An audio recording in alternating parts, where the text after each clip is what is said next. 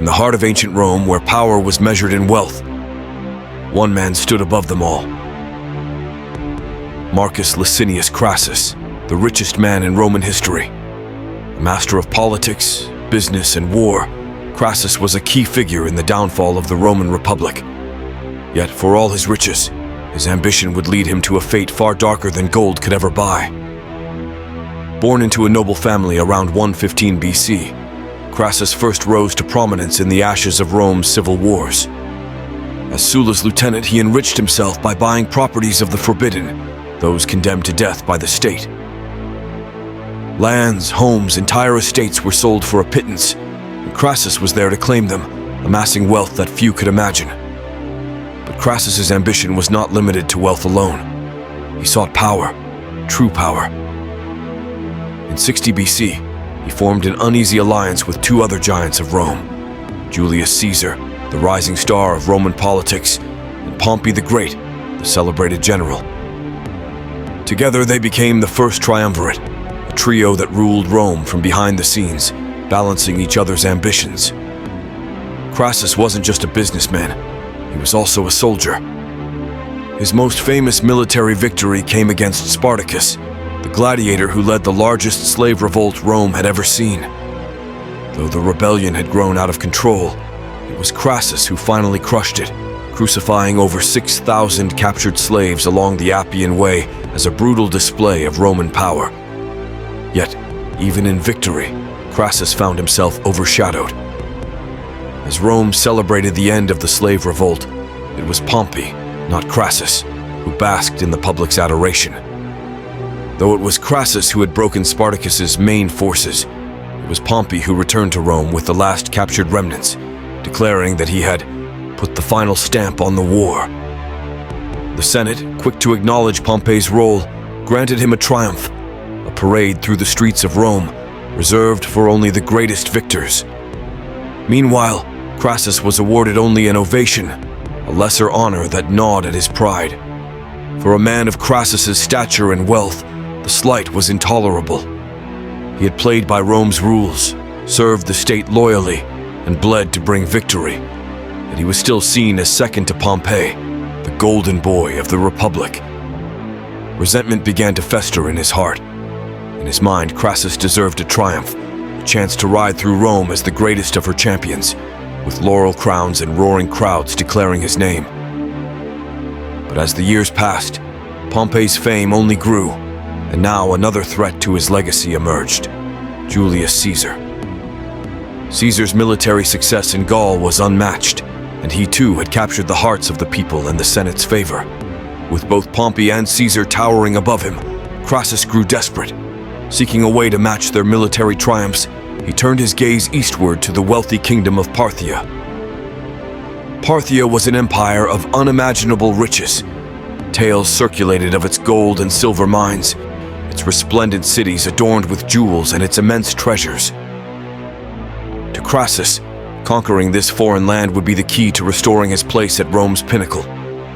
More than gold, more than riches, it was the undying fame and glory he craved, a victory that would place his name in the annals of history beside the likes of Alexander the Great.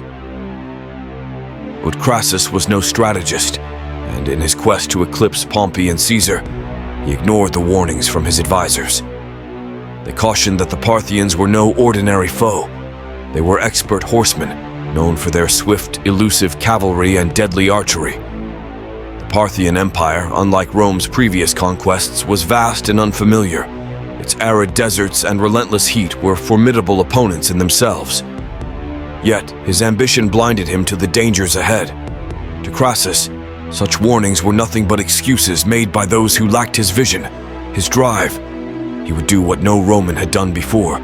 He would bring Parthia to its knees, conquer its fabled wealth, and return to Rome a true hero. Only then, he thought, could he silence the legacy of Pompey, rival Caesar's fame, and claim a triumph worthy of his name. And so, Crassus set his sights on Parthia, driven not by Rome's interests, but by his own insatiable hunger for glory. It would be a campaign built on ego, ambition, and a thirst for recognition that no amount of wealth could ever satisfy. And as his legions marched east, many in Rome wondered, was this the path to honor or the road to ruin? In 53 BC, driven by his unquenchable desire for power and the prestige that only military conquest could bring, Marcus Licinius Crassus marched eastward into Parthia with 7 legions, nearly 40,000 men. He was a wealthy man, an influential figure, and a skilled politician, but this journey would reveal the limits of ambition and the price of greed. The legions moved deeper into Parthian territory, their discipline intact, but their spirits dampened by the searing desert heat. Crassus, confident in Rome's superiority, ignored the warnings of his officers. He dismissed the concerns that the Parthians were not to be taken lightly, that their forces had perfected a style of warfare to which Rome was unaccustomed. Crassus believed his wealth and the iron discipline of his legions would lead him to victory. The Romans had anticipated a conventional battle, a clash of infantry forces where their disciplined legions could shine. But the Parthians had other plans. Led by the brilliant general Serena, the Parthian army was light, mobile, and deadly. With precision, they circled the Roman formations on horseback, keeping out of reach while firing volleys of arrows that darkened the sky. Crassus's men, caught off guard, had no defense against this barrage. The arrows fell like hailstones, striking shield and flesh alike, demoralizing the troops. Parthian archers, highly skilled and mounted on swift horses, unleashed a deadly rhythm, raining arrows from a distance, then retreating, far beyond the reach of the Roman javelins and short swords. Crassus watched, his confidence turning to fear as his legions, which had once conquered the world, were helpless in the face of this foreign tactic. Realizing his legions were on the verge of collapse, Crassus's sense of invincibility gave way to desperation. With no other options, he called for a parley with Serena, hoping to negotiate terms to save his remaining forces. Perhaps he believed his wealth and influence would sway the Parthians as it had in Rome. But the talks were a ruse. Serena had no intention of letting Crassus leave the desert alive. As the negotiation turned heated, a scuffle broke out, and in the chaos, Crassus was seized. His captors showed no mercy. They dragged him from his own ranks, his pleas for negotiation lost in the desert winds. In a moment of betrayal, Crassus was seized and killed, his dreams of glory shattered in the foreign sands of the East. According to legend, the Parthians, mocking his lifelong thirst for wealth, executed Crassus by pouring molten gold down his throat, an ironic end for the man who sought to conquer the world through riches. Marcus Licinius Crassus, he had everything a man could desire: wealth, power, and influence. Yet in the end, his greed and ambition led him not to glory, but to ruin. He remains a tragic reminder that in the pursuit of power, even the mightiest can fall.